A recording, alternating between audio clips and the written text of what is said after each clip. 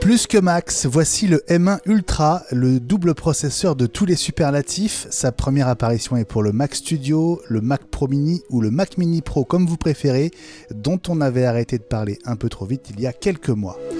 Enfin, un deuxième moniteur Apple, le Studio Display, avec ses 27 pouces, il est 3 fois moins cher que le Pro Display XDR, mais l'addition peut quand même grimper jusqu'à 2500 €, malgré l'absence de roue en option, encore un coup de la chiffonnette.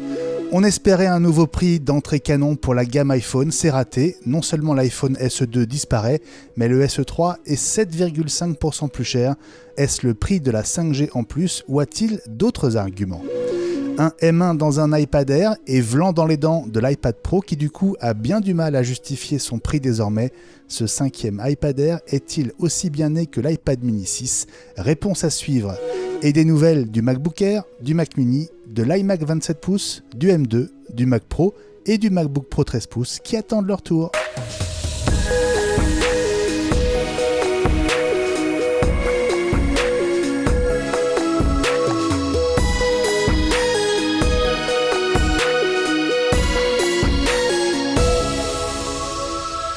Jeudi 10 mars 2022, J+2 depuis la première keynote de l'année. Bonjour à tous, très heureux de vous retrouver ici. Benjamin Vincent, Apple avait promis de nous donner un aperçu de ce que peut être la performance. À nouveau, on n'a pas été déçus. Salut la team iWeek. Hello. Salut Benjamin, salut à tous. Salut à vous trois. Écoutez, si vous n'étiez pas là, c'était mardi soir en direct, au moment où Apple a dévoilé le M1 Ultra, qui associe donc deux processeurs M1 Max. Oh, vous avez vu 114 milliards de transistors. D'accord. Oh, En même temps, personne ne va les compter. Hein.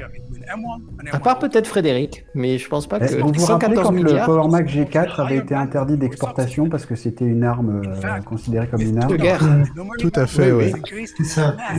Et on est à des années-lumière de ça. 800 gigabits seconde de bande passante. Ah oui. On était à Mémoire, 133 à l'époque. Voilà, cet épisode 81, vous l'avez compris, sera quasi exclusivement consacré à cet Apple Event de mardi soir. On était donc le 8 mars 2022. On va revenir sur chaque annonce en commençant donc, Fabrice, par cette troisième évolution du processeur M1 qui nous avait bluffé il y a 1 an et demi et qui semble aujourd'hui tellement tout petit et modeste par rapport à ce M1 Ultra. Ah oui, absolument, le M1 Ultra qui continue à nous bluffer encore, qui nous bluffe de nouveau. C'est, tu le disais en introduction, c'est la puce de tous les superlatifs, les 114 millions de processeurs, les 20 cœurs CPU, les 48 ou 64 cœurs GPU, les Neural Engine, des décodeurs et encodeurs vidéo. Enfin, c'est une liste à la Prévert là, qui n'en finit plus, c'est absolument incroyable. Tu t'es même trompé de 3 zéros parce que c'est des milliards de transistors et pas des millions de transistors. C'est des milliards, voilà. Enfin, c'est absolument hallucinant. Il y en a trop, on les compte plus. Ouais. Et vertigineux, et Ouais. Évidemment. Qui dit M1 Ultra dit nouveau Mac pour l'accueillir et lui donner toute sa place. Ellie, ce nouveau Mac, il est ressorti des cartons dans la toute dernière ligne droite avant la keynote. C'est le Mac Studio et tu vas tout nous dire dans quelques minutes à son sujet. Bah écoute, je vais essayer et puis je compte beaucoup sur mes camarades pour compléter les choses que je vais oublier. Mais oui, c'est un Mac étonnant parce que c'était la toute dernière rumeur et finalement c'était celle-là qui a été vraie. Et ça ressemble un tout petit peu, si on a de l'imagination, à ce qu'était l'ancien Mac G4, le produit préféré de Steve, qui ne s'est pas vendu. Espérons que celui-ci... Le cube. Oui, le cube. Espérons que celui-ci connaîtra un meilleur sort, mais vu ses caractéristiques, je suis assez optimiste. Bon, je vois Gilles qui fait non de la tête pendant que tu en parles, donc on va évidemment en débattre tout à l'heure. Qui dit unité centrale, c'est comme ça qu'on disait dans le temps, Fabrice, unité centrale. Unité centrale, un boîtier tour. C'est ça. Bon, qui dit unité centrale, donc dit périphérique et notamment moniteur. Le Pro Display XDR était peut-être un peu cher et un peu dépassé aussi pour accompagner ce Mac Studio. Gilles, voici donc le Studio Display. Et quand on dit que c'est un moniteur, en fait, c'est pas du tout juste un écran. Hein. Non, ce que j'ai eu, moi, j'ai eu un vieux 8600 AV qui était le dernier Mac avant le G3, qui est un PowerPC, et sur l'écran, sous l'écran, il y avait 2 énormes baffles. C'était un moniteur multimédia, comme on disait aussi à l'époque. Et c'est un truc de folie. Le son était absolument excellent, sans parler de l'image, puisqu'on avait un Trinitron. Et Apple a l'air de vouloir renouer avec le temps des grandes heures, comme on disait. Il me fait vraiment envie. Bon, on va y revenir évidemment avec toi. On attendait aussi la 5e génération d'iPad Air. Fabrice, elle est arrivée et on peut dire qu'Apple l'a bien dotée. Hein. Bah oui, incroyable. L'iPad Air 5e génération est donc muni d'une puce M1. Ça fait partie des choses qui m'ont étonné pendant la présentation d'Apple, effectivement. Alors on va y revenir en détail avec toi tout à l'heure. Et puis, après avoir annoncé l'arrivée de 2 grands matchs de baseball sur Apple TV+, le vendredi soir, Tim Cook a démarré la keynote par l'iPhone, d'abord avec 2 nouvelles nuances. Vert sur l'iPhone 13 et 13 mini et vert alpin sur l'iPhone 13 Pro et 13 Pro Max. Et puis surtout, en annonçant la 3e génération d'iPhone SE. J'ai presque envie de te dire, Ellie, la seule différence, c'est la 5G, et pour quelques dizaines d'euros de plus, alors qu'on espérait plutôt un iPhone moins cher. Mais pas que.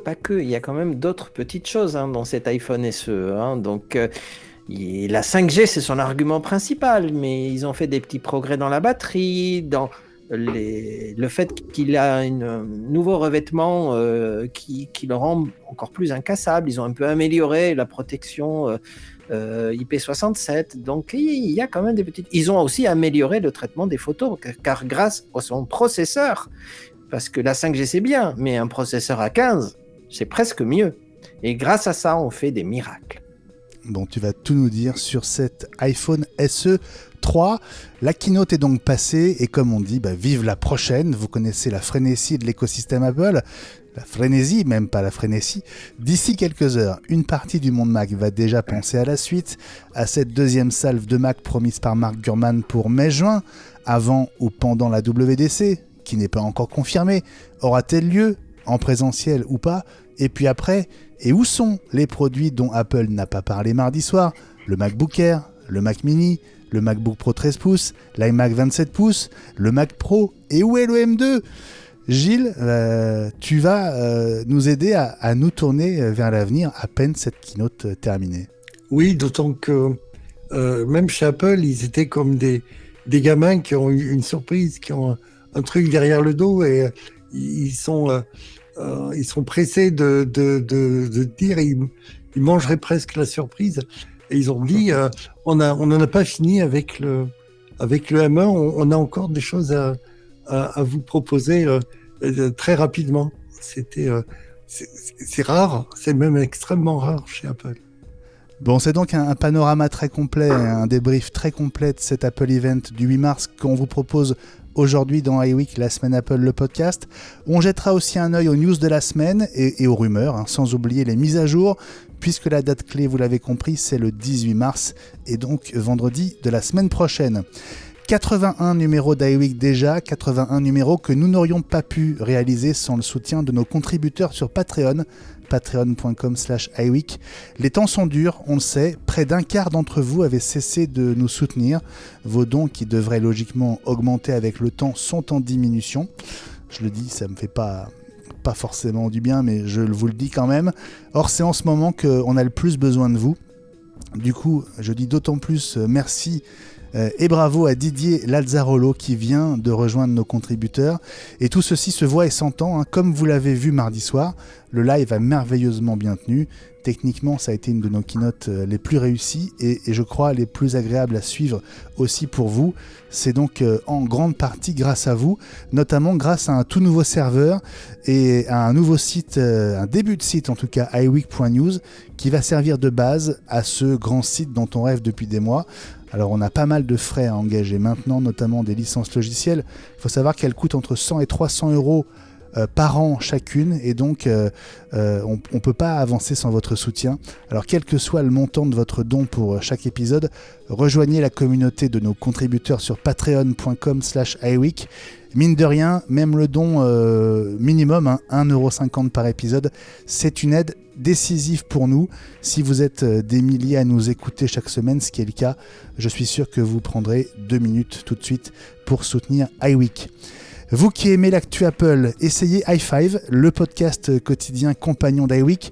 Vous connaissez le principe, 5 grosses minutes par jour de la semaine avec les 5 infos essentielles des dernières 24 heures. Je vois Fabrice qui en sourit pour être informé en premier et ne pas avoir à courir après les news. Du miel pour vos oreilles à tester très vite. Vous avez 3 jours gratuits sur Apple Podcast et c'est sans engagement. Maintenant, et on vous le dit, notre intérêt, c'est que vous vous abonniez via Spotify puisque l'intégralité de votre abonnement nous est reversée jusqu'à l'année prochaine, alors qu'Apple, comme vous le savez, prend 30% de commission. Un dernier mot pour vous inviter à suivre iWeek News sur Twitter et @i5fr et utilisez bien sûr le hashtag iWeekLSA, LSA comme la semaine Apple, pour nous faire passer vos messages et vos réactions. On adore échanger avec vous. Tout de suite, retour sur mardi, la keynote, l'Apple Event, Peak Performance. À tout de suite. C'était mardi 8 mars 2022 à 19h heure française et nous étions en direct avec vous sur iWeek.news, la première keynote Apple de l'année, un Apple Event baptisé Peak Performance dans le prolongement du Unleashed du mois d'octobre qui nous avait décoiffé avec les processeurs M1 Pro et M1 Max dans les MacBook Pro 14 et 16 pouces. Alors on va revenir sur toutes les annonces, l'iPhone SE3, avec toi Ellie, l'iPad Air 5 avec toi Fabrice, le nouveau moniteur 27 pouces Studio Display avec toi Gilles, et bien sûr le nouveau Mac qu'on n'attendait pas vraiment, en tout cas pas vraiment celui-là, le Mac Studio. Mais d'abord on va s'arrêter sur la bombe, l'effet waouh à nouveau. Après le M1, le M1 Pro et le M1 Max, Fabrice, Apple avait donc encore une carte à jouer avant de passer au M2. Oui, et alors, grâce notamment à notre ami Fred Grassa, on s'y était un petit peu attendu, qui avait découvert avec quelques autres, mais en premier, ce secret qui a été dévoilé par John Srouji pendant la keynote, qui est un senior vice president des technologies matérielles chez Apple, et donc qui permet à Apple de mettre 2 M1 Max ensemble pour faire le M1 Ultra, et qui est donc, comme tu disais, une sorte de catalogue de superlatifs tellement c'est incroyable en termes de milliards de transistors avec beaucoup d'S, et puis de cœurs de calcul, de cœurs graphiques, de cœurs de Neural Engine qui vont aider encore plus le machine learning, l'intelligence artificielle, des choses comme ça, les décodeurs vidéo, enfin voilà, les performances annoncées. Alors, on va tempérer tout de suite, ce sont des performances annoncées par Apple. On va attendre le 18 mars les premières machines livrées, notamment avec tous les youtubeurs qui vont pouvoir les tester en long, en large et en travers, mais ce qui est annoncé, notamment par exemple dans le domaine de la vidéo, des machines capables de traiter 18 flux 8K en vidéo, c'est à tomber par terre quand même. Donc voilà, effectivement, il y a pas suffisamment de superlatifs pour parler de cette puce. Bon, c'est une machine pour Netflix et pas que. Juste avant de revenir vers toi, Fabrice, un petit mot d'Eli. Oui, deux petites infos qu'on a appris dans la journée. Pour ceux qui voudront tester en fait le nouveau processeur, il faudra attendre parce que les Mac Studio avec processeur Ultra seront livrés plutôt en avril. Donc malheureusement, ils ne sont pas disponibles. Uniquement le premier modèle est disponible le 18 mars. Donc il faudra qu'ils patientent un peu, sauf si les youtubeurs ont des unités. On fait confiance à ces influenceurs sur YouTube pour avoir des early release de chez Apple. Et puis l'autre chose que tu vas certainement nous expliquer dans la review, c'est comment s'appelle cette technologie. Parce que le plus important chez Apple, c'est pas le nombre de transistors, c'est le nom de la technologie. Ultra fusion, les garçons. Ouais, ultra fusion. Oui, Fabrice, parce que finalement, le M1 Max existait déjà. Le tour de force d'Apple, c'est d'avoir trouvé le moyen de relier en fait 2 processeurs M1 Max de manière transparente et sans déperdition, sur le papier en tout cas. Sur le papier. Non, ce qui est très fort, c'est de faire donc le lien entre deux puces, entre chacune des puces. Donc puce à puce, en anglais ils disent die to die. Donc on est toujours dans les circuits imprimés et jusqu'à présent, quand on faisait du multiprocesseur, ça a été décrit pendant la keynote, deux processeurs sur une carte mère reliés par un bus aussi rapide que possible, mais qui ne peut jamais être aussi rapide que le bus interne au processeur finalement. Et donc là, ils ont prévu des circuits imprimés au sein même de chacune des puces M1 Max pour les relier et créer une sorte de processeur à deux têtes, chacun incluant tous les cœurs de calcul multiples et variés du M1 Max, et donc qui communique quasiment à la vitesse du processeur, avec très très peu de déperdition. Alors Apple a tendance aussi à utiliser des superlatifs en disant qu'il n'y a aucune déperdition. Il y en a forcément un petit peu, mais là où c'est très fort aussi, c'est que du coup le processeur et le système donc le système considère ces deux processeurs comme une seule unité, finalement multicœur, donc avec le double de cœur par rapport au M1 Max, sans que les développeurs n'aient rien à faire, ce qui est quand même absolument étonnant. Donc franchement, il y a des performances technologiques et une maîtrise technologique en termes de conception de puces qui est absolument étonnante. Gilles, je te voyais dandiner de la tête. Dodeliner, ouais. Dandiner. C'est Fred Crassac qui disait qu'on était pratiquement sur le même support, que donc les deux puces communiquent à la vitesse des cœurs internes à chaque puce. Donc on est, c'est ça la performance, on est à 250 gigabits seconde, je crois. C'est 2,5 teraoctets secondes. C'est ça, 2,5 Tera. 2,5 teraoctets secondes de capacité de... Alors justement, attends, je finis. La performance, c'est que les développeurs ne voient qu'une seule puce et qu'il n'y ait pas à répartir la charge de travail de puce à puce, ce qui, on va en reparler, il y avait déjà eu des essais avec le G4, Eli a parlé du cube, il va en parler sûrement dans l'introduction, ce qui avait plombé l'adoption du cube et donc le nombre d'unités vendues et donc l'investissement de Motorola, c'était que les développeurs avaient un effort supplémentaire à faire dans la conception des logiciels en répartissant la charge de travail en fonction des processeurs.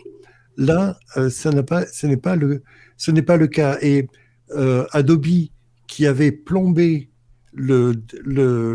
l'avenir des G4 multiprocesseurs, vous en souvenez, en conseillant aux utilisateurs Apple de passer sur Windows, en remboursant même le prix de Final Cut Pro. Adobe était dans le peloton de tête des développeurs qui avaient testé en avance le processeur et le Mac Studio, et les commentaires de la fille étaient dithyrambiques, ce qui est de mémoire d'observateur Mac est extrêmement rare. Donc c'est plutôt prometteur pour ce processeur M1 Ultra.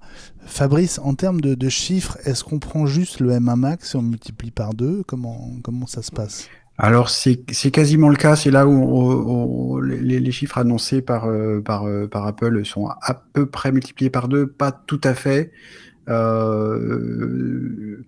Je suis pas sûr que ce soit utile de reprendre les chiffres d'Apple en ce domaine, parce qu'il faut vraiment qu'on attende les tests en vie réelle des youtubeurs qui, forcément, comme le disait Eli tout à l'heure, vont recevoir en premier les M1 Ultra, des gens comme MKBHD et Vadim de la chaîne MaxTech que suit beaucoup Fred, avec qui il est en conversation.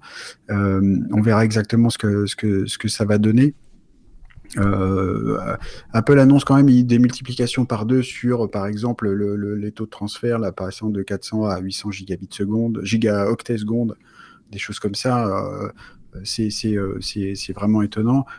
Autre point important en termes d'équipement de cette puce, c'est que puisque le M1 a adopté l'architecture en mémoire unifiée, en mémoire vive unifiée, le M1 Max était limité à 64 Go de mémoire vive. Du coup, le M1 Ultra peut monter à 128 Go de mémoire vive. Et ce qui est vraiment important là-dedans, c'est que puisque tout ça est unifié, ça veut dire que c'est de la mémoire qui est également de manière égale disponible pour les CPU ou pour les cœurs graphiques GPU. Et ça fait de très loin, le M1 Max et le M1 Ultra maintenant, des processeurs graphiques qui ont accès à une quantité de mémoire bien supérieure à n'importe quelle autre carte graphique discrète, comme on dit en franglais, pour pouvoir gérer des objets en 3D et tout un tas de choses comme ça. C'est absolument étonnant. Donc j'ai hâte de voir aussi ce que ça peut donner au niveau des créateurs de 3D. Par exemple, on a les commentaires dithyrambiques qu'on a vus pendant la keynote, mais je crois vraiment que là, il y a quelque chose. Ils ont réussi aussi avec ce système de mémoire vive unifiée, une performance technique vraiment intéressante. Bon, on va revenir évidemment sur les conséquences de l'arrivée de ce processeur sur les prix du Mac qui l'accueille, puisque on accueille, nous, un nouveau Mac dans la famille, n'est-ce pas, Ellie? J'aime beaucoup la définition qu'a trouvée MacG, un petit Mac Pro dans un gros Mac Mini. Oui, pas mal. Honnêtement, c'est un peu ça. Hein. Bon, visuellement, vraiment... pour ceux qui l'ont pas encore vu, et puisqu'on fait un podcast audio, est-ce que tu peux décrire, nous aider à voir ce nouveau donc Mac Studio? À quoi il ressemble? Alors, quand on le regarde, il ressemble un peu à ce qu'on avait vu à des rendus, mais quand même, il est plus beau en final. Il ressemble à un Mac Mini qui aurait un tout petit peu grossi au niveau vertical, hein, donc qui serait plus haut, avec une grille dessous qui permet de faire la ventilation. Ça, c'est quand on le voit face avant, avec 2 ports de connexion en façade et un lecteur de carte SD, ce qui est très pratique. Et quand on le tourne, là, on voit une foultitude de ports de connexion et là, ça devient vraiment, vraiment très intéressant. Et on voit qu'il fait plein de choses. Mais il n'est pas super beau, il est juste fonctionnel. C'est-à-dire que ce qu'il avait décrit en l'attendant comme étant le successeur du Cube Apple. Le Cube avait un charme. On aurait dit que cette unité centrale flottait en l'air grâce uniquement à un plastique qui le soutenait et qui le surélevait. Un plexiglas, ouais. C'est ça. Transparent. Donc là, c'est le nouveau design, c'est le nouveau look des produits Apple. Ils sont fabuleux de puissance à l'intérieur, mais au niveau look, c'est pas qu'il est moche, mais il est fonctionnel. C'est un peu comme les MacBook Pro 14 et 16. Ils sont super puissants, mais ils sont moins fins, ils sont moins travaillés. On dit pas moche, on dit sobre. C'est ça. Sobre. Bon, le Cube, quand on en avait un, on avait plutôt envie de le montrer. Le Mac Studio, je pense qu'on va plutôt avoir envie de le cacher. Mais... Bon, à côté de l'écran, ils se font bien, mais je veux pas être méchant, mais c'est vrai qu'on voit qu'Apple fait maintenant des produits fonctionnels et pas des produits design. Donc ça, c'est au niveau du look. Après, tout le reste est incroyable. Hein. Donc moi, je suis tombé amoureux de cette machine. Mais à chaque fois que je regarde la photo, je me dis, ils auraient pu faire un petit effort. Je sais pas, tant qu'à faire une machine futuriste. Bon, mais c'est pas maintenant dans les priorités d'Apple, malheureusement. Bon, c'est esthétiquement, le seul point. Voilà. Esthétiquement, il a en gros l'empreinte au sol d'un Mac Mini. Et c'est un peu comme si on mettait 2 Mac Mini ou 3 Mac Mini l'un sur l'autre, c'est ça? 2,5. Ouais, 3, hein. C'est ça. Sois précis. Oui. Non, Fabrice a raison. 2,5, soyons précis. Parce qu'à l'intérieur, il y a 2 niveaux. Et le niveau du haut est en partie occupé par deux très gros ventilateurs assez impressionnants. Oui, absolument. Et c'est là où on se dit qu'un processeur max, pas besoin de ventiler. Mais 2, bonjour les dégâts. Là, il faut 2 ventilateurs. On dirait une centrale nucléaire. Hein. Donc, mais ils font pas de bruit. Autant que ils ne font pas de bruit. Le volume est le volume est beaucoup plus contraint que dans un iMac ou dans un Pour MacBook l'instant, il n'est que Pro. dans le MacBook Pro. Hein. Il n'est que dans le MacBook Pro, le Max. Hein. Mais le Max, il n'y a pas d'espace pour ventiler parce qu'ils sont tout plats, les MacBook Pro. Hein. Bon, ils sont un peu plus gros que les Je te actuels. confirme que ça ventile pas. Le volume Même en plein est- live, ça ventilait Le pas. volume est sûrement plus grand. Il faudra le calculer, hauteur, largeur et profondeur, mais il y a sûrement plus de place pour la dissipation thermique. Mais Ah non, pour- Gilles, je suis pas pour d'accord. Non, enchaîner non, avec t'as vu les trous à l'arrière du Mac Studio sur un oui. MacBook Pro, il y a très très peu d'aération. Hein. Bah, je Oui, pense que mais c'est à ça qu'il est en train de l'intérieur, dire, je veux justement. dire le volume. Ah non, le volume, attends, c'est super Non, fin. je crois pas. Ouais, je crois Ouais, pas. moi, je suis Honnêtement, assez d'accord. On Mais calculera on verra. On verra. Mm. Mais Enfin bon, ce qui est sûr, c'est que dans ce Mac Studio, il y a donc 2 énormes ventilateurs. oui. Donc on a cette vision d'un parallélépipède, voilà, une sorte de un bloc, hein, un Oui, bloc et puis surtout rectangle, quand quoi. on... Je sais pas si vous avez Carré. vu les photos de la face arrière, parce que autant on a parlé de la grille qui est dessous, mais la face arrière de la machine, il y a une grille énorme, hein, donc il y a Énorme. vraiment de la dissipation thermique partout, hein, donc, Ouais. sauf évidemment sur le haut. Donc ça veut dire que ces ventilateurs, ils servent bien à quelque chose. Hein. Ils aspirent de l'air et ils le renvoient violemment. Il faut pas trop être derrière quand ils travaillent à pleine puissance, à mon avis, hein, même si ça ne fait pas de bruit. Il y a un autre détail, je pense, qui est lié à je sais pas si vous avez vu ça, au refroidissement et au système de refroidissement, c'est que le Mac Studio doté d'un M1 Max pèse 2,7 kg et celui doté d'un M1 Ultra pèse 3,62 kg. Oh. Donc je pense que il y a vraiment un système de refroidissement qui est beaucoup plus intense pour le M1 Ultra et qui du coup pèse plus lourd parce que c'est pas le deuxième M1 Max qui va rajouter 1 kg quand même. Hein. Non, clairement non. Donc alors c'est soit la puce qui dégage plus de chaleur et ou une alimentation qui n'est pas tout à fait la même pour les deux parce que du coup le M1 Ultra va consommer aussi plus d'énergie. Ouais. Ellie, tu parlais des ports à l'arrière. Est-ce que tu peux nous décrire justement cette face arrière? Qu'est-ce qu'on trouve dessus? Bien sûr. Alors, on trouve 4 ports Thunderbolt 4, un port Ethernet 10 Go en standard, hein, quel que soit le modèle. Ça, c'est vraiment bien. Une alimentation traditionnelle, 2 ports USB-A, un port HDMI et une prise casque Hi-Fi d'après Apple. Alors évidemment, on avait émis des hypothèses hier, mais là, on a la réponse. En fait, c'est une prise jack haute impédance, c'est-à-dire que ça permet de connecter les casques traditionnels, mais ça permet aussi de connecter des dispositifs qui auraient nécessité un préampli auparavant. Et elle n'est pas mini optique. jack. Hein. Tu dis jack, Oui, mini mais c'est jack. mini jack, hein, évidemment. Oui, mini jack, Et- absolument. Et l'alimentation, c'est pas du MagSafe.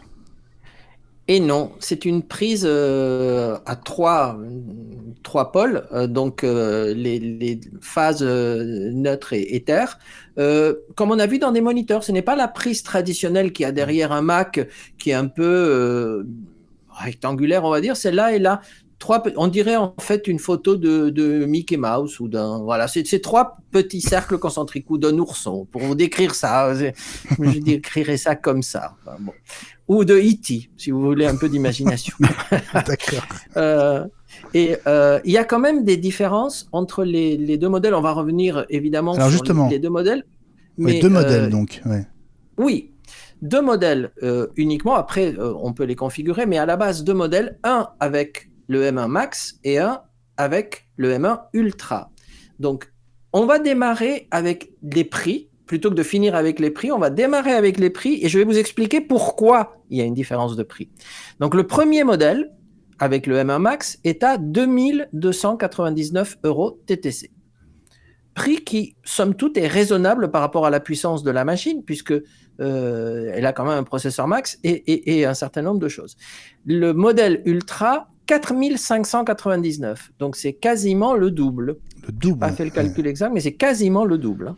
Ça a été une mauvaise surprise, ça, mardi soir. Hein. Autant 2002, c'était, enfin 2003, hein, 2299, 2300, c'est un très bon prix. Autant 4006, il faut expliquer pourquoi. Est-ce que ça les vaut ou pas? Les gens étaient un peu déçus en disant waouh, à ce prix-là, mais il faut voir ce qu'il y a dedans. Donc, donc, je vous explique la différence.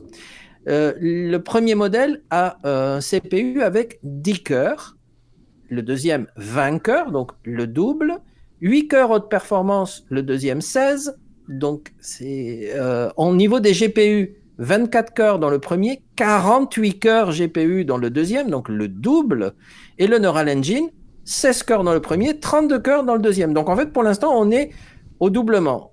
Regardons la bande passante de la mémoire, 400 Go pour le premier, 400 Go octets secondes, dans le deuxième, 800 Go octets secondes, le double. Donc pour l'instant, on peut expliquer ça par le fait que il y a deux fois plus de choses, hein, 2 fois plus de tout. Les deux font de l'accélération matérielle. Bon, le premier modèle a un moteur de décodage vidéo, le deuxième 2. Bon, ça c'est intéressant. 2 moteurs d'encodage, le deuxième 4. Et pour la vidéo de base. Et pour le ProRes, pareil, 2 moteurs d'encodage et de décodage ProRes, 4 pour le deuxième. Donc ça, c'est pas mal. Après, on peut le configurer. Les deux peuvent être configurés pour aller à 32 cœurs dans le premier cas, 64 cœurs dans le deuxième, dans le GPU. La mémoire, le premier modèle est livré en 32 Go, ce qui est franchement généreux. Le deuxième est livré en 64, mais on peut l'étendre à 128, comme a dit Fabrice tout à l'heure. En stockage, on démarre à 512 pour le premier, 1 Tera dans le deuxième. Donc, Apple, cette fois-ci, a fait vraiment du simple au double facilement. Après, on est dans les choses qui sont exceptionnelles, c'est-à-dire que les deux modèles, là, on part à quelque chose de commun. Les deux modèles prennent en charge 4 Pro Display XDR, c'est-à-dire les gros écrans qui accompagnent le Mac Pro, 4 simultanément, et en plus, un moniteur HDMI. Donc, en fait, on peut gérer 5 moniteurs de la plus grande taille possible. Donc, c'est juste énorme, hein, pour les monteurs vidéo, pour les studios de création. Oui, les deux modèles sont pareils. Les deux modèles. Oui. Ça, c'est pas mal avec le modèle M1 Max. Oui, mais je pense que le M1 Max sera très populaire parce que pour la plupart des gens, ça suffit, hein. Il y en a qui voudront évidemment le plus beau, le plus puissant, etc. Mais déjà, ce que fait le modèle avec Max, il est incroyable. Ce qui change, c'est par contre les prises en face avant dont je vous ai parlé au début, puisqu'en fait, elles sont USB-C, les deux prises, donc 10 gigasecondes sur la face avant, alors que dans le modèle Max, ce sont des prises Thunderbolt 4. Et donc, du coup, 40 Dans le modèle Ultra, tu veux dire? Dans le modèle Ultra, oui. Dans le Max et Ultra, oui, j'ai un peu de mal, excusez-moi. On s'en mêle les pinceaux. Exactement. Et donc, on a parlé de la sortie, donc il prend en charge les casques à haute impédance. Et le port HDMI prend en charge, lui, les sorties audio multicanaux, ce qui est bien, ce qui est assez pratique. Bah écoute, c'est très bien. Moi, je voudrais me tourner vers Gilles et Fabrice, connaître votre sentiment sur la place que va se faire ce nouveau Mac, ces deux nouveaux Mac dans la gamme, sachant qu'on attend quand même pas mal d'annonces autour du Mac dans le courant de l'année, notamment, a priori, toujours le Mac Pro. Est-ce que vous croyez que cette case intermédiaire correspond à un réel besoin, Fabrice ? Oui, moi je pense que ça répond au besoin, que ça comble le besoin de l'iMac Pro qu'on ne reverra plus, parce qu'une telle machine avec un écran 27, comme on en parlera après, ou le 32 qui existe aussi, ça remplit vraiment tout ça. Et puis en termes de performance et de rapport prix-performance, on a bien vu pendant la keynote avant-hier que le Mac Studio M1 Ultra explose le Mac Pro Intel actuel. Pour l'anecdote, hein, rappelons que le Mac Studio M1 Ultra poussé à fond avec 8 Tera de SSD, ceci, cela, ça coûte 9 000 €. Et c'est, selon Apple, 60% plus rapide qu'un Mac Pro avec un Intel Xeon 28 cœurs qui en coûte 21 000 ou presque 22 000. Ouais. Donc là, donc ça explose aussi, donc évidemment l'iMac Pro. Moi, je trouve que ça le remplace avantageusement parce que du coup, on peut avoir un écran externe et puis le changer si on a besoin, mais il y a une réserve de puissance absolument phénoménale. Donc, je pense que oui, là c'est une machine qui va vendre très très bien, oui, j'en suis sûr. Gilles, ton sentiment sur cette nouvelle case? Je suis d'accord avec Fabrice. Il prend la place, on l'a dit à la sortie lors de la keynote, hein, ça prend la place de l'iMac, c'est sa gamme de prix, de l'iMac Pro, pardon, c'est sa gamme de prix avec l'écran. C'est typiquement le même type de client, de créatif. Eddie parlait tout à l'heure, tout le monde est pensé, mais il en parlait très très bien du cube. Les créatifs s'étaient jetés sur le cube par son look et ses performances. C'était vraiment le compagnon. Il pouvait faire ce que les PC ne savaient pas faire, le faire avec facilité. Et typiquement, c'est le créneau que va remplir ce Mac Studio, mais avec le facteur de forme, le look, qui est pour moi nettement moins réussi. Ce que je voulais dire tout à l'heure, hein, il reprend le look et la fonction de hub d'un certain nombre de disques durs tels qu'on a pu les connaître chez Western Digital, avec son look de parallélépipède aux angles arrondis avec des bezels. C'est pas un compliment, mais... Pardon ? Mais je suis d'accord avec toi. Hein. C'est pas un compliment, mais je suis d'accord avec toi. C'est tout ce qu'on a... Enfin, on a déjà vu ça. Alors que d'habitude, chez Apple, ils proposaient des choses qu'on avait vues nulle part ailleurs. À la différence de l'écran, par contre, et du studio display, à mon avis. Dont on va parler dans un instant avec toi. Juste, tu disais qu'il occupe le même créneau que le Cube, dont le design était réussi, et tu as très bien expliqué que le Cube avait été un échec, malgré un design réussi. Donc là, avec un design qui n'est pas réussi, il faut vraiment que ce soit une machine dont la puissance et la stabilité apportent toute satisfaction à ces créatifs désignés par l'appellation studio, Elie. Ouais, parce absolument. que il avait une caractéristique, le Cube, c'est qu'il n'était pas évolutif. À un moment donné où on voulait que les grosses machines professionnelles puissent évoluer, qu'on puisse rajouter de la mémoire, qu'on puisse rajouter des cartes, etc. Là, clairement, ce n'est plus l'air du temps.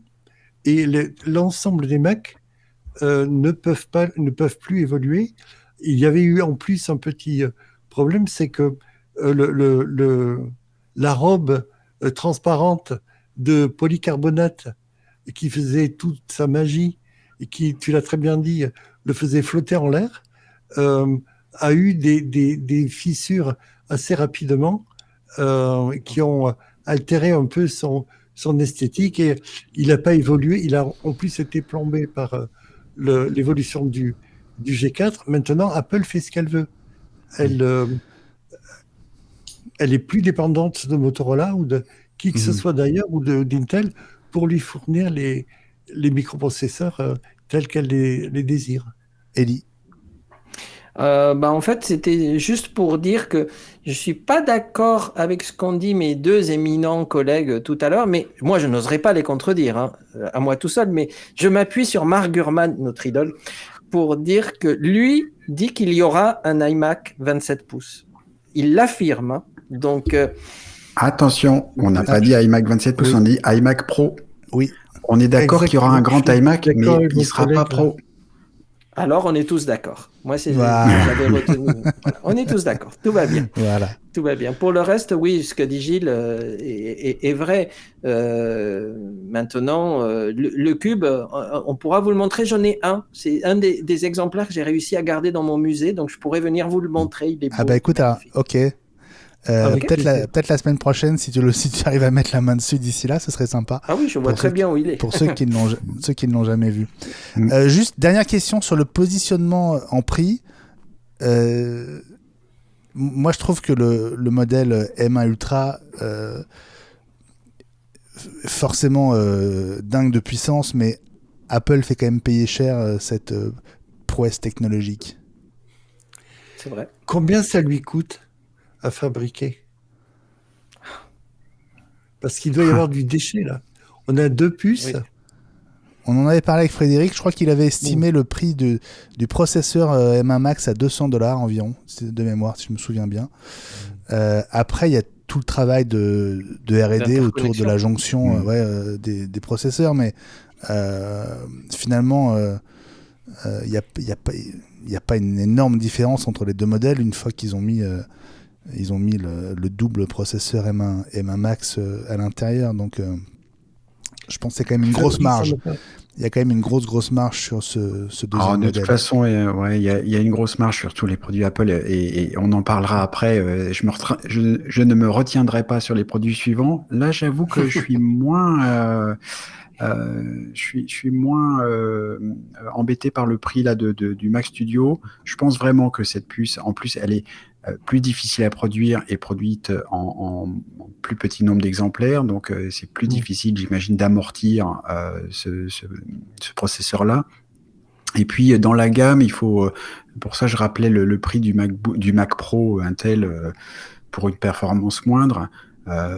Pour les pros, les très pros, en attendant l'arrivée du nouveau Mac Pro, mais pour lesquels sont destinées cette machine, ils vont voir ça comme une économie monumentale, parce que au lieu de dépenser 20 000, on dépense 8 ou 9 000. Du coup, c'est pas cher, quoi. Et les promesses qui sont faites par cette machine sont tellement énormes.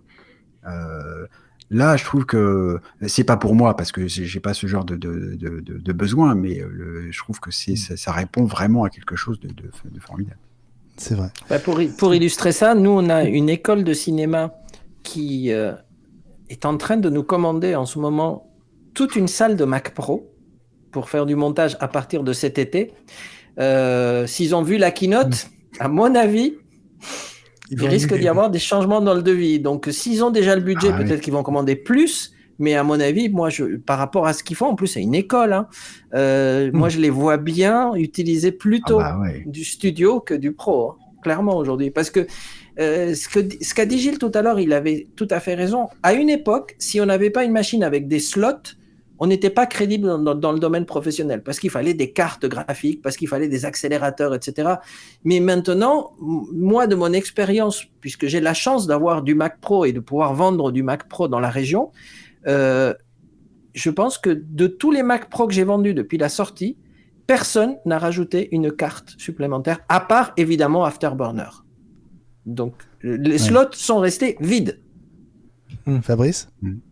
Oui, juste un petit détail qui avait été dit pendant la keynote, c'est que quand ils ont lancé la présentation du Mac Studio, ils ont parlé de modularité et ensuite ils n'ont plus jamais amorcé, abordé la question. Je me demande bien pourquoi. Alors je me demande si dans la présentation il n'y avait pas quelque chose d'autre de prévu et qui aurait été coupé au montage parce que le produit n'était pas prêt. Parce que ce mot modularité m'a beaucoup frappé et ensuite plus rien du tout. Donc je pense qu'il va y avoir quelque chose là. Ce qui m'y a fait penser, c'est la réflexion de Gilles sur les disques durs externes qui ressemblaient à ça. Il y a déjà des docks pour le Mac Mini qui reprennent la forme du Mac Mini. Peut-être qu'il pourrait y avoir un module de quelque chose qui se brancherait en Thunderbolt 4 parce que c'est largement suffisant pour faire tout un tas de trucs et qui reprendrait la forme de base carrée et qui se mettrait au-dessus, en dessous, plutôt au-dessus. Plutôt au-dessus. Voilà. Tu réunis 4 Mac Studio pour le prix d'un Mac Pro. Par exemple.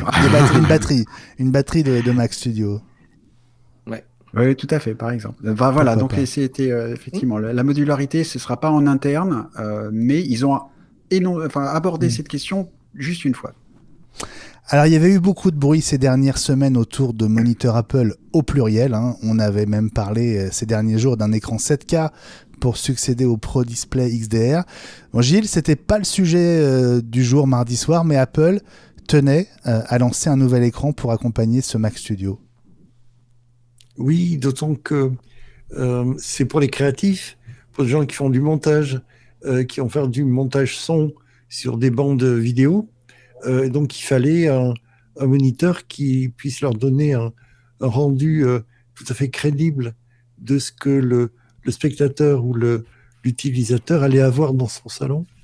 Ou le joueur, hein, on n'en a pas parlé, ça va être des choses pour les studios de développement, à mon avis, qui vont leur faire des bons partout, quoi. Gilles, n'oublions pas la base, c'est-à-dire ceux qui n'ont pas vu la keynote, qui n'ont pas vu cet écran non plus. Explique-nous, donc c'est le Studio Display, c'est son nom.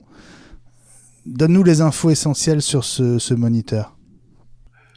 Comme les écrans précédents de chez Apple, c'est un écran d'iMac avec la partie basse de type diapositive qui a disparu. Donc, on a un écran au format HD avec des haut-parleurs qui envoient le son dessous. Il y en a 8. Et une caméra au-dessus. Alors, elle est à 12 mégapixels. Il y a 3 micros, comme pour l'iMac. Et le pied, l'allure générale, rejoint tout à fait celle de l'iMac. C'est pour ça que je disais que le design du Studio Display était relativement moderne et dans l'air du temps, et que l'autre était celui du Mac Studio, beaucoup plus en arrière. Je vous ai mis en arrière à l'arrière-plan, je ne sais pas si vous le voyez, un des premiers Studio Display d'Apple qui allait avec le cube et son enveloppe translucide, et les 2 haut-parleurs Harman Kardon qui donnaient un son aussi tout à fait exceptionnel pour l'époque. C'est à peu près ce rendu-là qu'on va avoir, mais tout en un cette fois-ci. À voir sur la chaîne YouTube d'iWeek, si vous êtes devant la version vidéo, au-dessus de l'épaule droite de Gilles et derrière son iPod, effectivement, cet écran, puisqu'il y avait déjà eu un Studio Display chez Apple, tu fais bien de le rappeler, Gilles. Donc, on parle d'un 27 pouces. Qu'est-ce que tu peux nous dire voilà, sur les caractéristiques et la technologie de l'écran? C'est pas du mini LED. Non, c'est du Retina 5K. On est en 27 pouces, comme l'ancien format de l'iMac. Ce qui fait dire qu'éventuellement, on aura peut-être ensuite un iMac 27 pouces pour rentabiliser les commandes d'écran 27 pouces. On a une caméra ultra grand angle de 12 mégapixels avec cadre centré. Et donc, on l'a dit, 3 micros et 6 haut-parleurs avec audio spatial. Alors, avec cadre centré, oui, mais pas tout seul. Mais non. Non, puisqu'il y a une puce A13 qui va gérer le centrage de l'image et puis les fonctions audio-spatiales qui consomment pas mal de ressources processeurs. La résolution est de 5120 sur 2880 pixels avec 218 pixels par pouce, une luminosité de 600 nits, la prise en charge de 1 milliard de couleurs, la gamme de couleurs P3 qui est maintenant le minimum chez Apple, et une technologie True Tone. Un mot sur les disponibilités ? Allez. Alors, si on commande maintenant, cet après-midi, on a 1749 € pour la version de base, qui est disponible dans la semaine du 31 mars au 7 avril. Pour la version avec un pied à inclinaison réglable, qui va faire tellement plaisir à Fabrice, il faut compter 460 € de plus, ce qui nous fait la note à... Ce qui est délirant. 2209 €, et soit 460 € de plus, et qui sera disponible cette fois-ci la semaine du 25 avril au 10 mai. Il est également configurable avec du vernis texturé pour 250 € de plus. Et là aussi, la disponibilité passe pour la semaine du 25 avril au 10 mai. Attention, car il faut une chiffonnette. Si c'est nanotexturé, il faut une chiffonnette. C'est Il me indispensable. semble livrée qu'elle est avec. donnée, elle est livrée avec cette fois-ci. Mais en revanche, si vous prenez le modèle standard, Il n'y a pas de non, chiffonnette. non, pas de chiffonnette. On n'en a pas besoin. Ça va. On n'a pas Maintenant besoin qu'on de l'a regarder tous son acheté. écran. Bon, ouais. On en parlait Ouais. dans Hi5, on vous laisse découvrir l'avis qu'on a sur le sujet. Fabrice, ouais, bon, on a dit un mot de cette chiffonnette pas fournie avec le modèle entre guillemets de base, hein, 1749 € quand même, Ouais. ou 1699 plutôt, Mais- hein, oui. 149, non, 1749. 1749. Oui, c'est ça, 1749 €. Juste revenons une minute sur la présence d'un processeur dans cet écran, Fabrice. C'est un peu un changement d'époque, non? Alors, c'est vraiment très intéressant parce que, alors, rappelons une petite chose. Donc, c'est l'A13 Bionic, donc c'est la puce qui est équipée des iPhone 11, qui est plus puissante que l'A12 qui est encore dans l'Apple TV. Pardon, Ellie, de retourner je le couteau sais. dans la plaie. Mais Ellie adore l'Apple TV. Il Bah, ouais, voudrait mais, un Apple TV à toutes les keynotes, en fait. mais j'en parle parce que moi aussi en fait, et donc du coup voilà.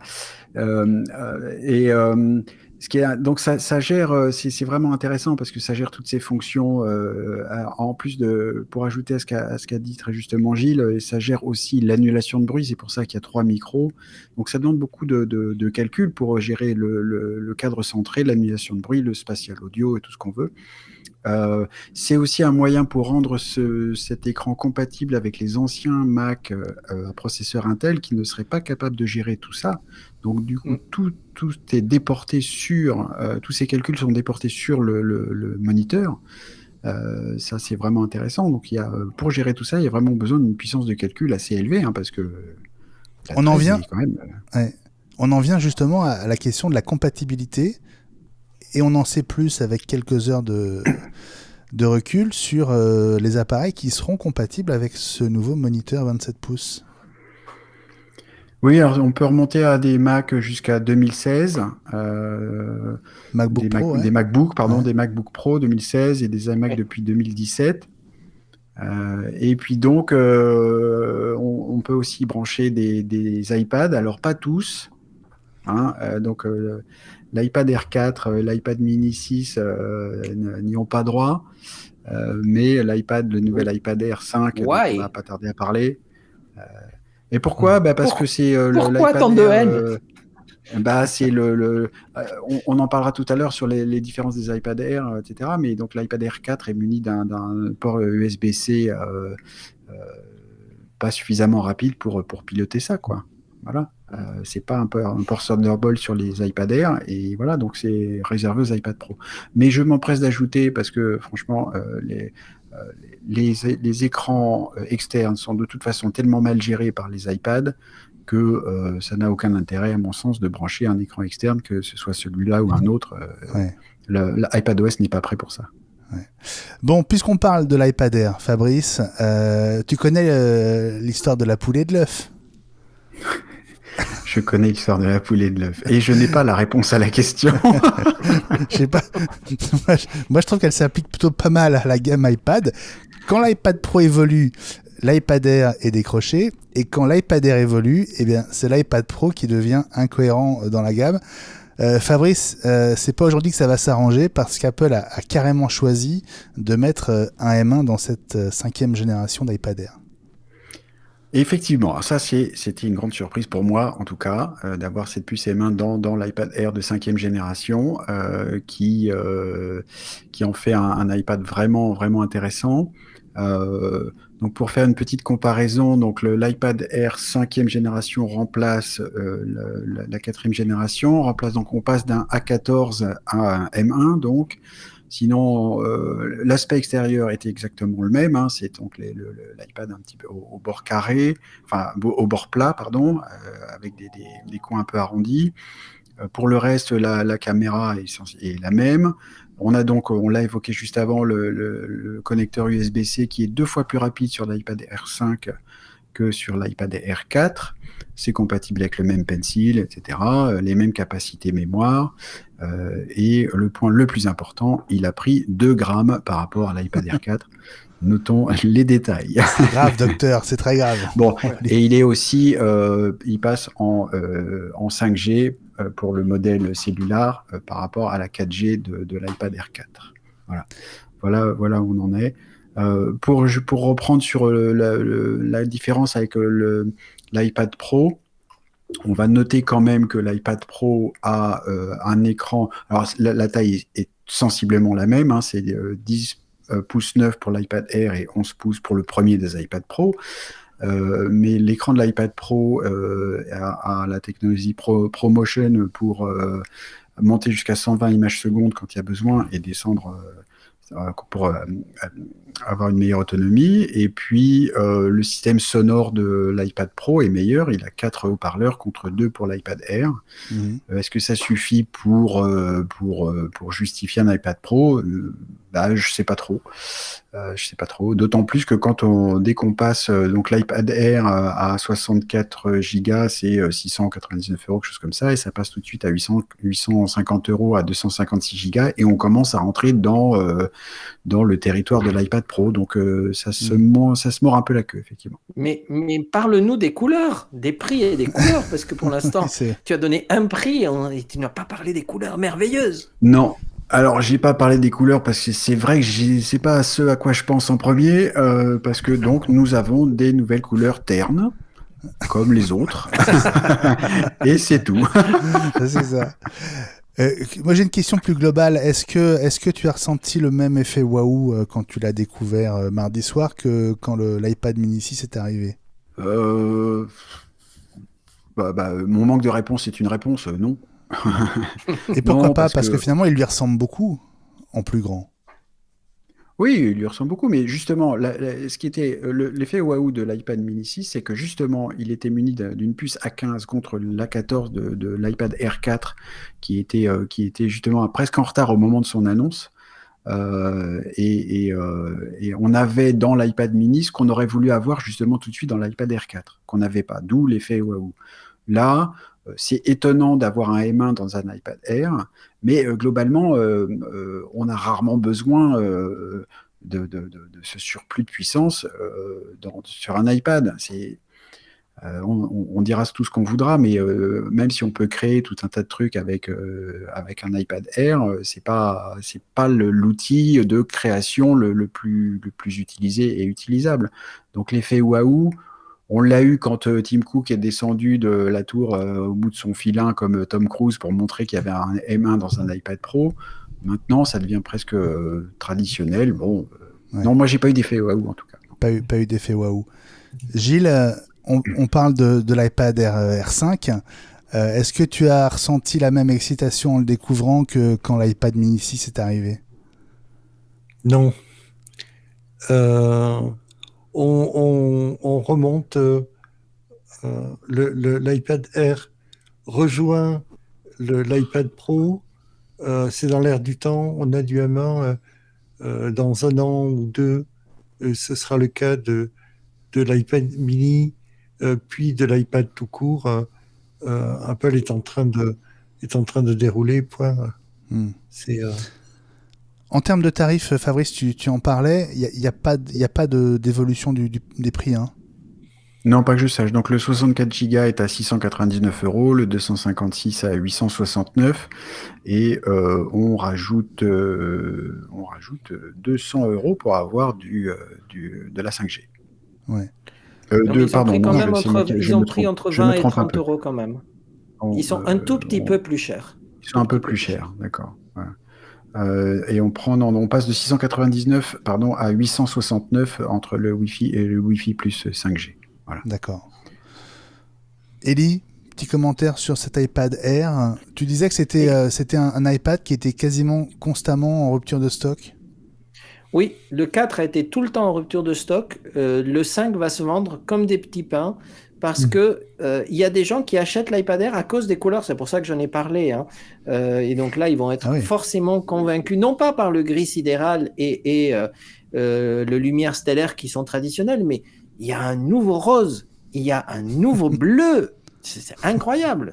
Non, mais plus sérieusement, ça va se vendre. Parce que l'iPad Air est très populaire, que celui-ci a quand même des petits avantages. L'USB-C est plus rapide, il a la 5G, bon, il a un processeur M1 quand même.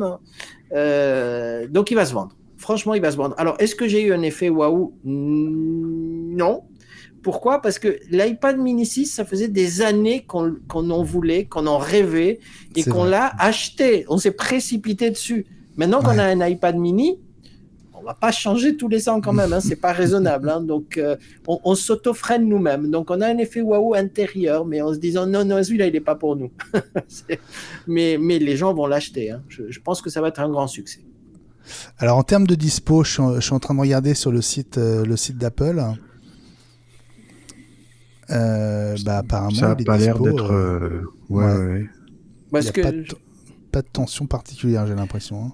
Non, ce que nous a dit Apple tout à l'heure, hein, puisqu'on a eu une conférence avec eux donc il y a quelques heures, c'est que les produits ne seraient pas tendus, sauf certains modèles évidemment de Mac Studio, mais en ce qui concerne les iPhones et les iPads, ils prévoient une full disponibilité, c'est-à-dire que les produits seront disponibles partout, pratiquement le jour de la dispo, et ils ne prévoient pas de rupture. On va passer au dernier produit annoncé mardi soir et avec toi, Élie, justement.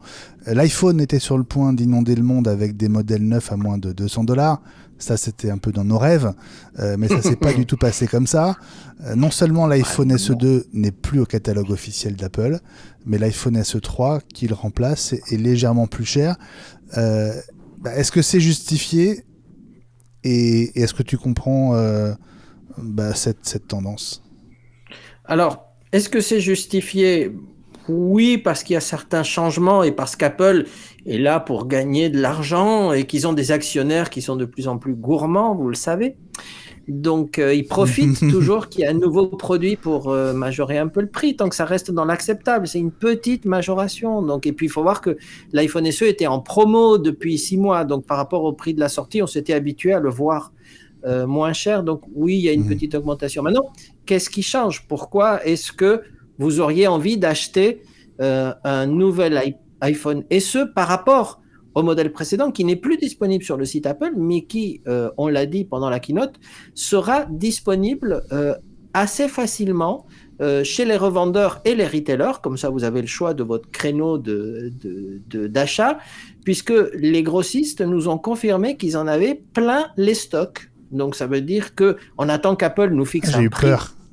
Non, parce que si j'en ai plein le stock, c'est bien. François sort de ce corps. Nous t'avons reconnu, François. Donc ils en ont plein les stocks. Ouais, donc c'est pas parce qu'ils en ont plein les stocks qu'on va en acheter plein. Parce qu'on va en acheter, ça dépend du prix. Mais si le prix va bien, il n'y aura pas de raison de ne pas en acheter. Alors, qu'est-ce qui justifie que le modèle est un peu plus cher? Eh bien, d'abord, il y a le fait qu'il a une puce A15.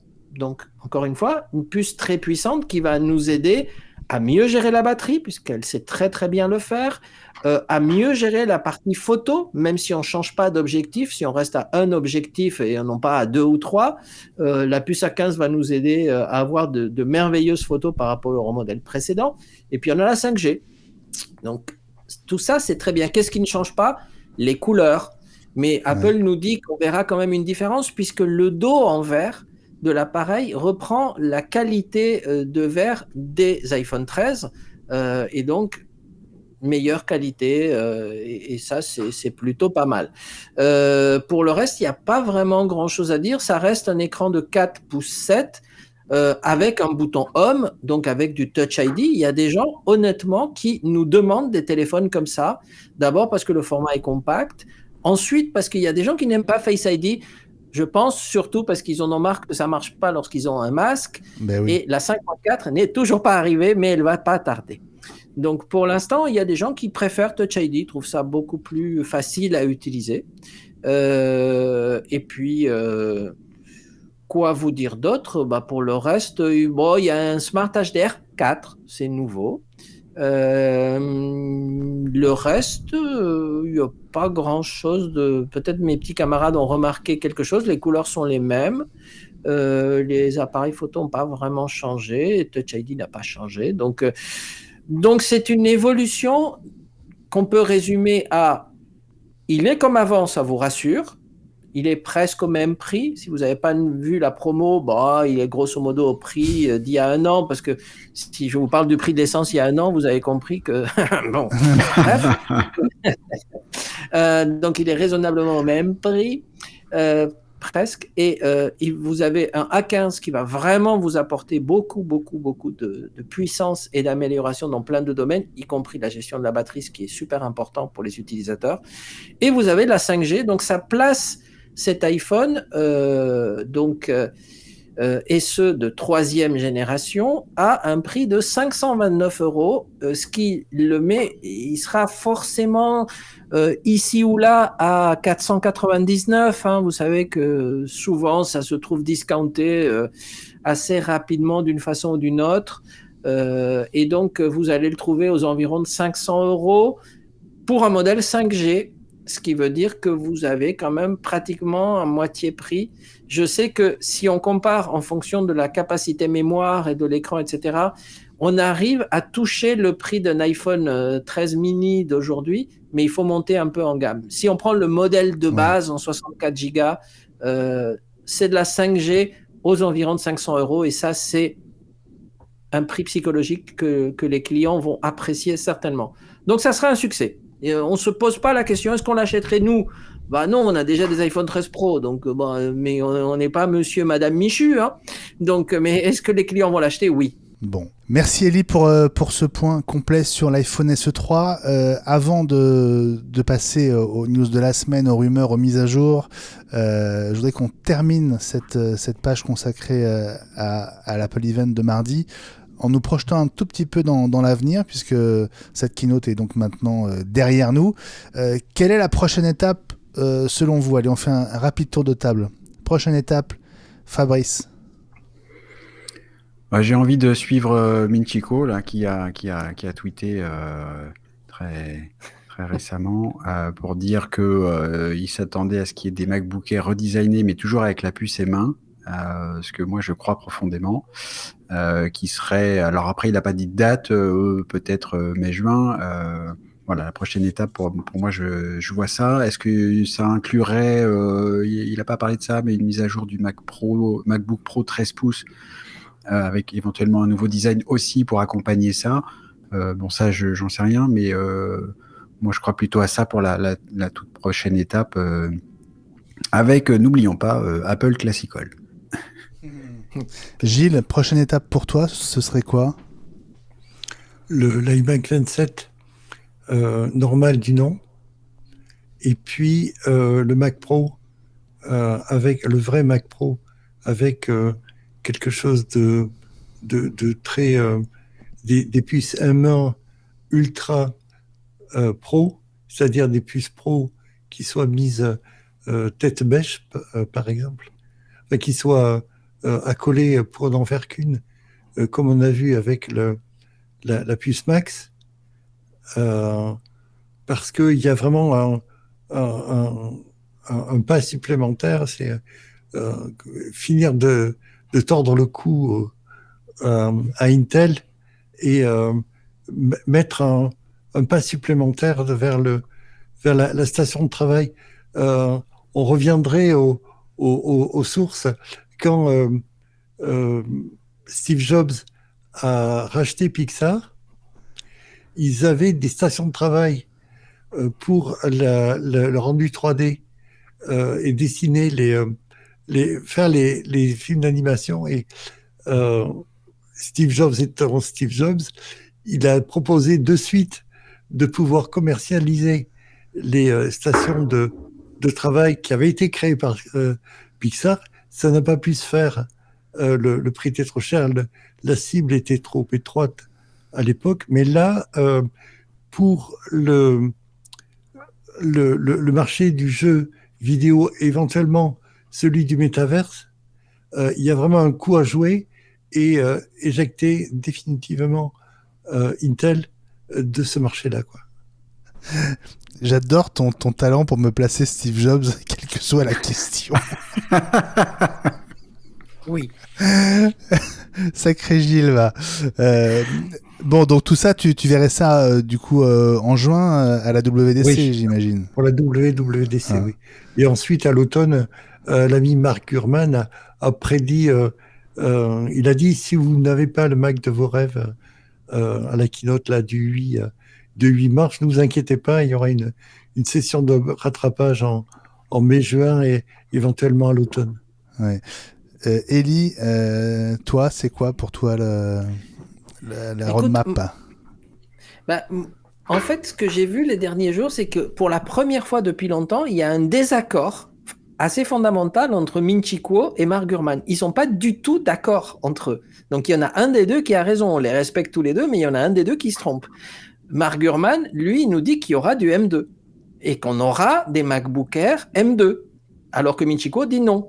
De notre côté, Mark Gurman nous dit Minchiko a changé verrez. d'avis. Minchiko a Ah, changé d'avis. oui, c'est vrai, mais les derniers trucs, il nous a dit aussi qu'il n'y aura pas ni de Mac Pro ni d'iMac Pro cette année, qu'il faudra peut-être attendre 2023, alors que Mark Gurman nous dit qu'il y aura des choses, et Apple semblait dire qu'il y aurait des choses aussi. Donc, C'est encore vrai que une c'est une vraie fois, bataille dans pour une l'actu fois, Apple. Ouais, c'est vrai. alors moi j'ai envie de dire un peu ce qu'on disait avant la keynote. Tout ça va dépendre. Quand est-ce que le M2 va être disponible? J'espère qu'il va être disponible un jour. Parce que moi, je vois dans l'avenir un MacBook Air M2. Ils vont pas refaire un MacBook Air M1. Quel serait l'intérêt? Il existe déjà.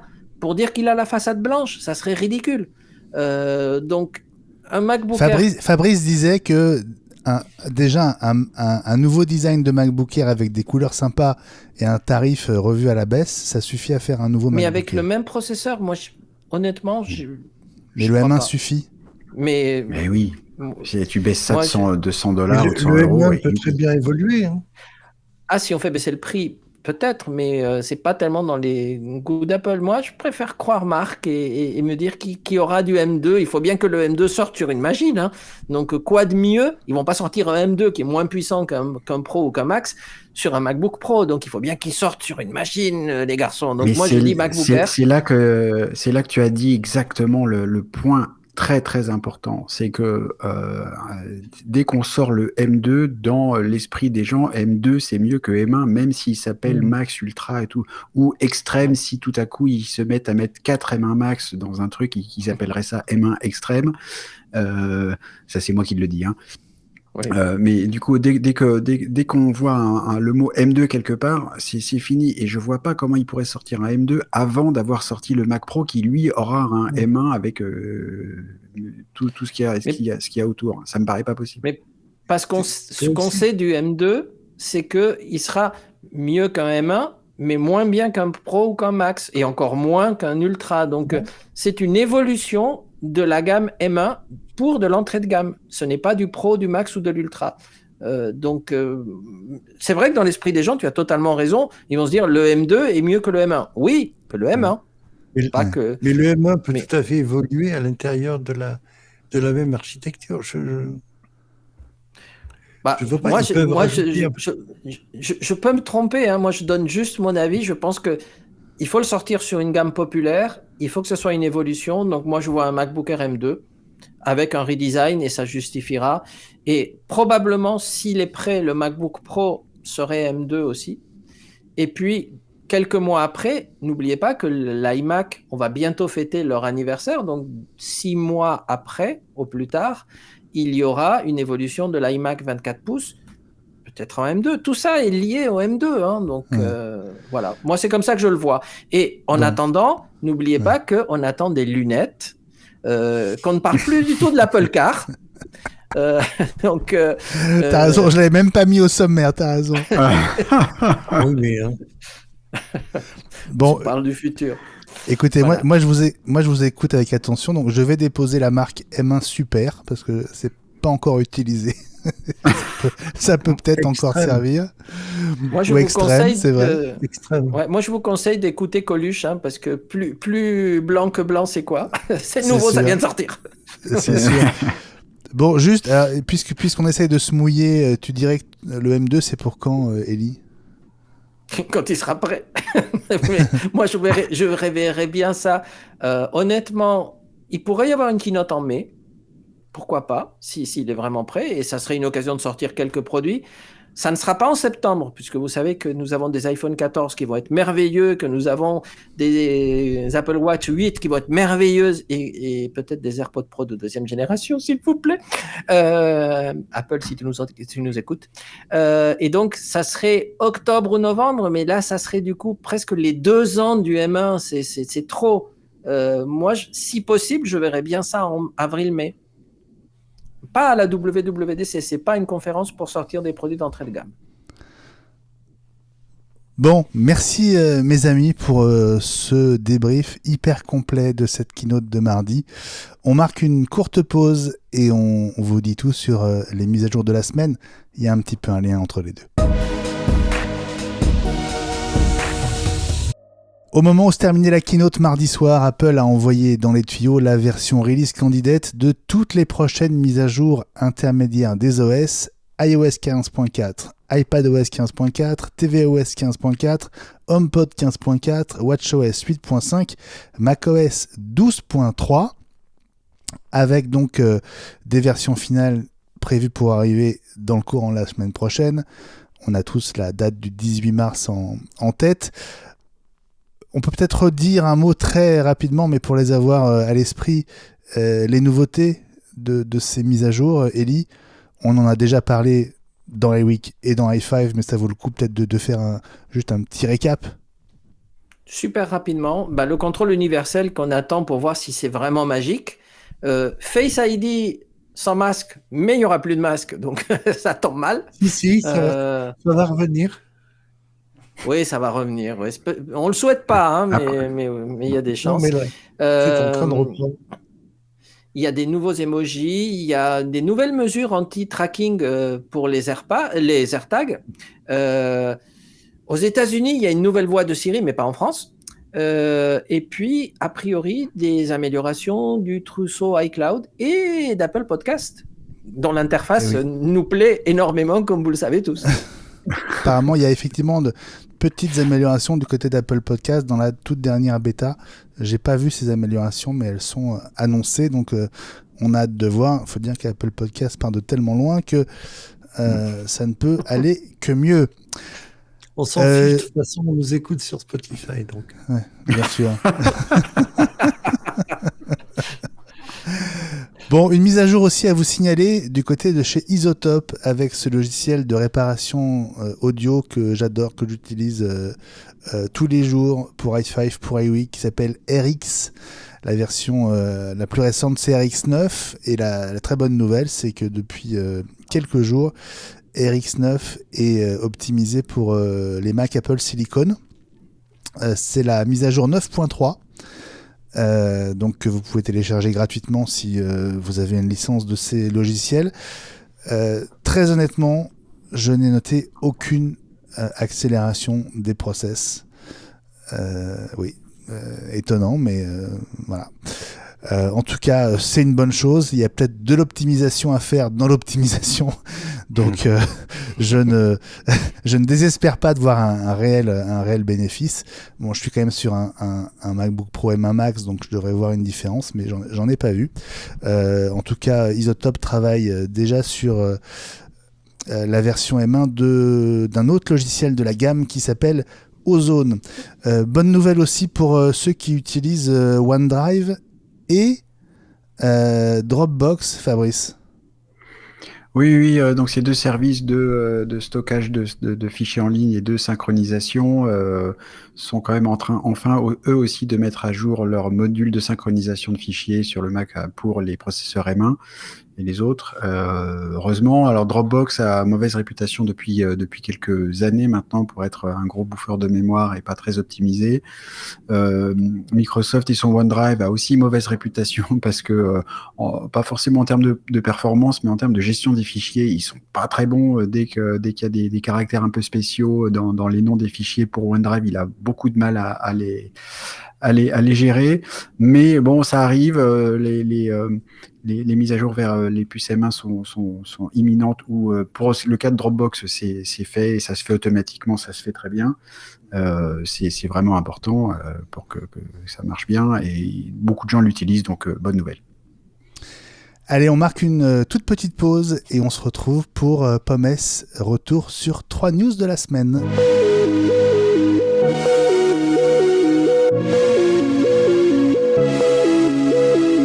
Pommes, et on commence par ce que moi je considère comme la nouvelle de la semaine, c'est l'arrivée de Ming-Chi Kuo sur Twitter, avec un compte qui semble bien lui appartenir à lui, l'analyste de chez TF International Securities. On est tous d'accord pour dire que c'est l'analyste le mieux informé sur les projets d'Apple. Alors tu parlais de Mark Gurman tout à l'heure. Eli, il est évidemment sur Twitter depuis très longtemps.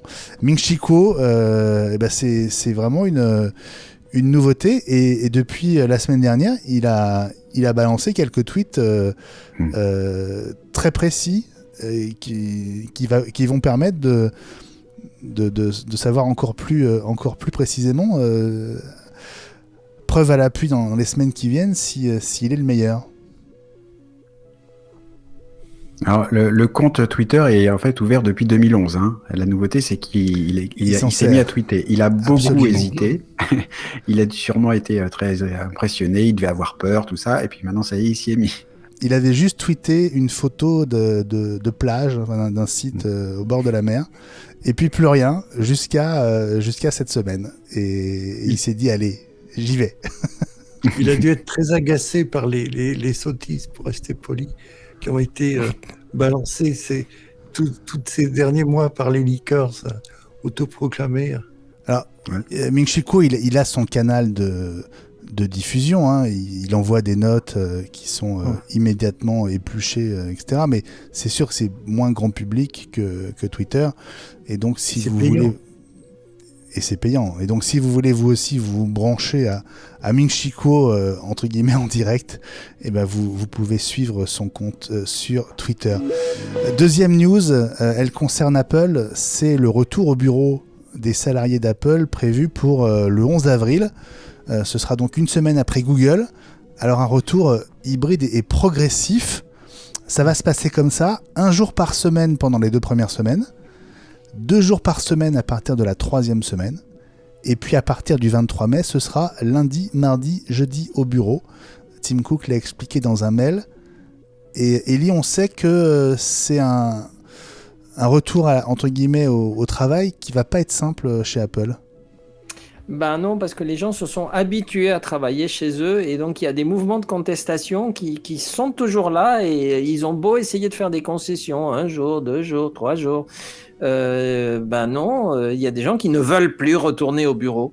Mais bon, Apple Park a coûté quand même quelques milliards de dollars, il faut bien l'occuper. Ils payent une taxe d'habitation ou une taxe foncière énorme là-bas. Il faut bien le rentabiliser, ce truc. Et puis ça a juste coûté combien ? 6 milliards, 9 milliards ?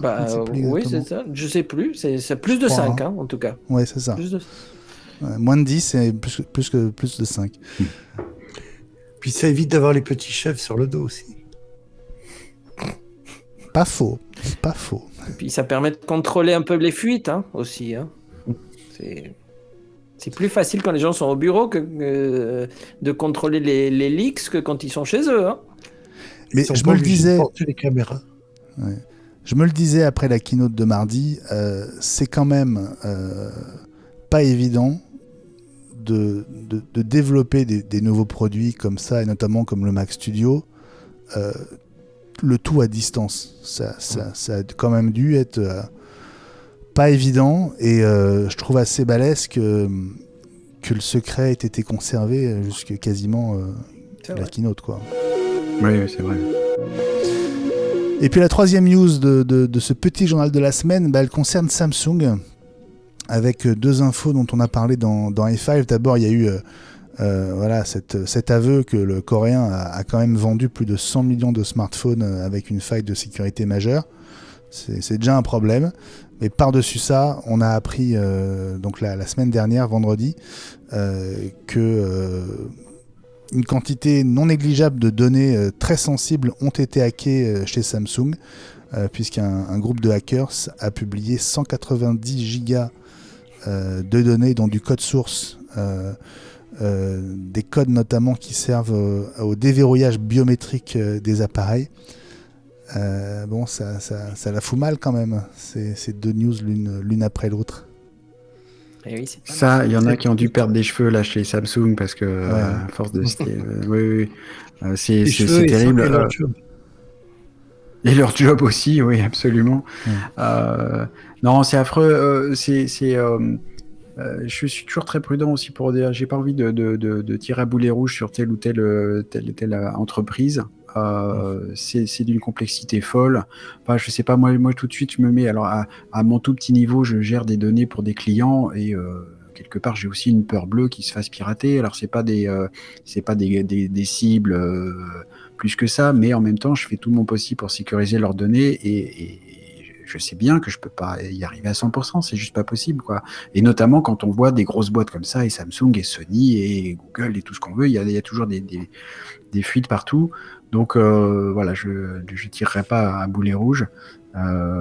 Juste un petit truc, c'est en revanche dans la gestion de l'information, c'est-à-dire qu'une fois que Samsung a su qu'ils avaient été piratés, alors ils en ont parlé assez vite, pour ce qui est des failles de sécurité majeures qui touchent les Galaxy jusqu'à la version S8 de leur smartphone, ils ont quand même un petit peu tardé avant d'en parler, et ça en revanche je trouve que c'est beaucoup plus grave, parce que on peut pas demander de prévoir tout et de ne jamais avoir été piraté, ça on peut pas le demander, mais quand on l'a été, il faut absolument avertir tous ses clients le plus vite possible, et là ils l'ont pas fait, si j'ai bien compris, et ça je regrette beaucoup. En fait, ils ont sorti une mise à jour, ça date du printemps 2021. Ils ont sorti une mise à jour qui règle le problème au mois d'août, si je ne me trompe pas, mais sans vraiment dire qu'il fallait absolument la faire. Oui. Et donc, on sait que le public Android est pas forcément très réactif, et qu'il y a plein d'appareils Android qui n'ont pas été mis à jour depuis longtemps. Or là, c'était vraiment important de la faire. Voilà pour les news de la semaine. Merci à vous trois. Allez, on a 2 rumeurs à partager avec vous avant de nous quitter. Les rumeurs de la semaine, eh bien, vous vous en doutez, toutes les rumeurs ont convergé vers la keynote de mardi, mais il y en a quand même 2 qu'on n'a pas encore traitées avec vous dans iWeek. La première, elle concerne les AirTags, avec des rumeurs d'agrandissement de la famille. Apple serait en train de préparer la sortie de 2 nouveaux modèles de AirTags, selon le site iDrop News, un AirTag Pro et un AirTag Max. Ces 2 AirTags seraient plus chers que le AirTag qu'on connaît aujourd'hui, le petit disque rond, et notamment avec un design qui permettrait de les accrocher à un objet ou à un porte-clés sans avoir besoin d'acheter un étui. Ellie? Ben écoute, ouais, et ça a du sens. Mais si tu veux une rumeur sur la rumeur, moi je peux t'affirmer en ayant vu la rumeur de ces noms-là qu'il y en aura un 3e qui s'appellera l'AirTag Ultra et qu'il y aura la taille carrément de... Ah, il m'a coupé l'herbe sous le pied. Ah, c'est malin. Ah, désolé, hein, mais c'était trop beau. Ah oui, Voilà. on pouvait pas la rater celle-là. Bon, Ce sera non, plus mais- cher parce qu'il y aura un trou dedans, ce sera formidable. Quand même. Alors, l'un de ces 2 AirTags, le AirTag Max, si je ne me trompe pas, je crois qui serait vendu $79, en fait, serait dédié un portefeuille. Ce serait comme une carte de crédit en fait qu'on glisse dans le portefeuille et qui permettrait de localiser. Les concurrents ont déjà fait ça. Hein, et oui, ça existe déjà. C'est un vrai. Absolument. Donc voilà, on garde un œil sur l'évolution de la famille AirTag. Et puis l'autre rumeur, elle concerne Twitter. Twitter qui s'apprêterait à lancer sa propre plateforme de podcast. Alors, bon, pourquoi pas, parce que tout le monde copie tout le monde aujourd'hui, hein, vous avez remarqué. Un développeur a découvert un onglet caché dans une version, j'imagine, bêta de l'appli Twitter, un onglet podcast. Alors on se souvient que Twitter s'est déjà lancé dans l'audio avec les Spaces, hein, qu'on a déjà utilisé nous pour débattre et discuter avec vous en direct.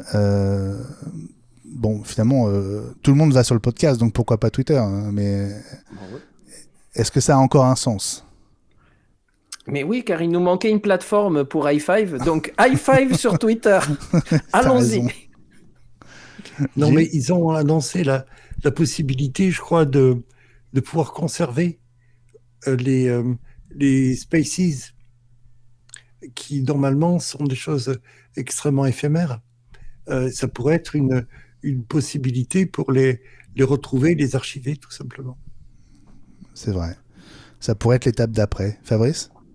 Oui, je trouve que ce qui est intéressant aussi, c'est que Twitter, pour beaucoup, pour moi notamment, mais c'est une source d'information et les radios, par exemple, diffusent beaucoup de podcasts. Et donc, pouvoir proposer, quand on a un fil Twitter, abonnez-vous à notre fil Twitter et à notre podcast, quand on est France Inter, Europe 1 et toutes les radios du monde, je pense que ça a un vrai intérêt et que pourquoi pas, presque en plus, monétiser ça. Je pense que c'est aussi la recherche de Twitter pour améliorer son modèle économique. Moi, je trouve que ça a beaucoup de sens pour avoir au sein de Twitter quelque chose qui soit encore plus complet dans le domaine de la diffusion d'informations. Nos coups de cœur de la semaine, allez, 1 minute chacun. Fabrice, on commence avec toi. Tu as réussi à jouer cette semaine ? Alors non, j'ai pas. Enfin oui, mais pas ça. Mais un coup de cœur autour d'Apple Arcade, ça va peut-être en étonner quelques-uns. Mais il y a un nouveau jeu qui est arrivé dans Apple Arcade et qui est un de mes jeux préférés depuis des années sur l'iPhone. C'est Monument Valley. Et donc maintenant, il y a Monument Valley Plus qui est intégré à Apple Arcade. C'est un jeu magnifique. C'est la petite princesse qui doit évoluer dans un décor, hein, c'est ça ? C'est un décor un peu en simili 3D, comme des dessins de Escher, avec une musique un peu entraînante, enfin pas entraînante justement, vaporeuse.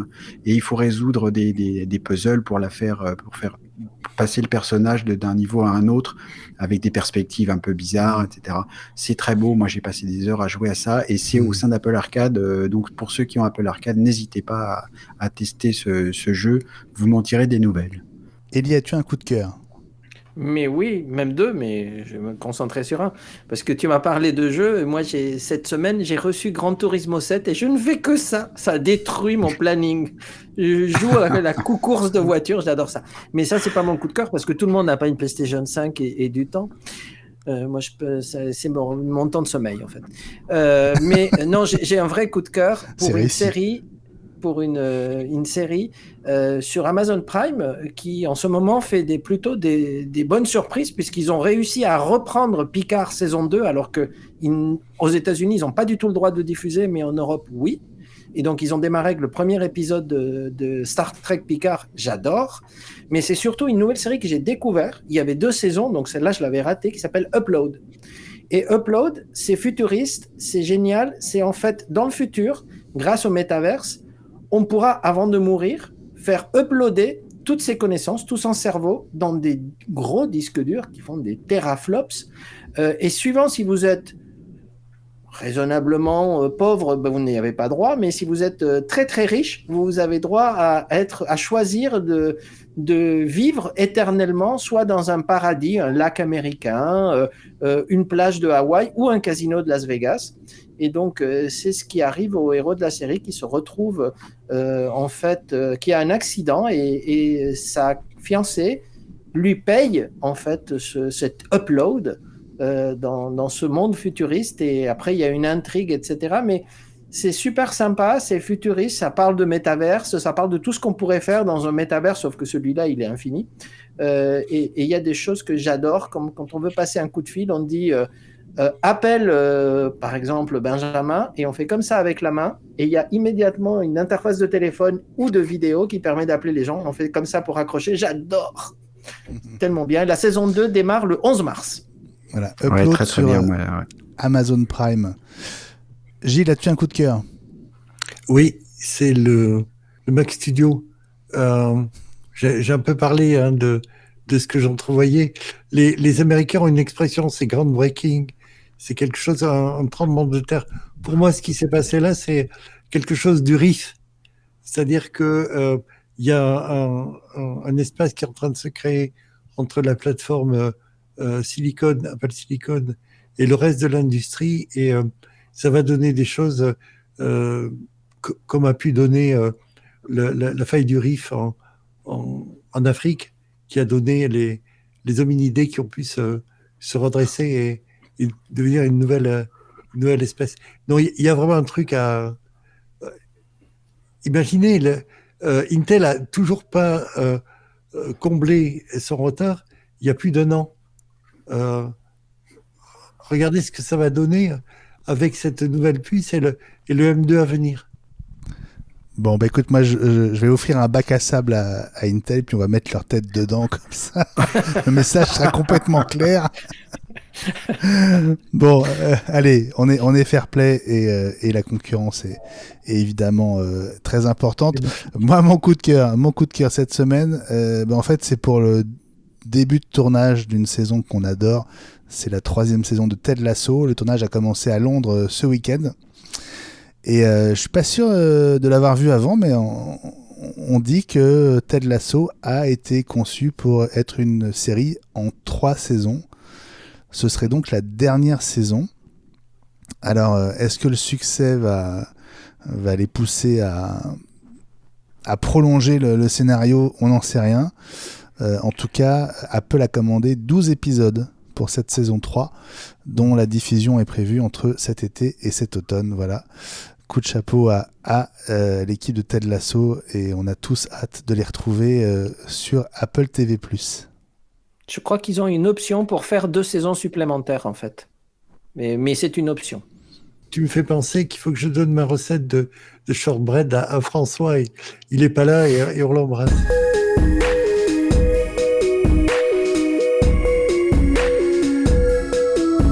Cette folle semaine n'est pas complètement terminée, puisqu'on se retrouve ce vendredi pour le dernier numéro d'i5 de la semaine. Abonnez-vous sur Spotify ou Apple Podcast, 4,99€ seulement pour plus de 20 épisodes par mois.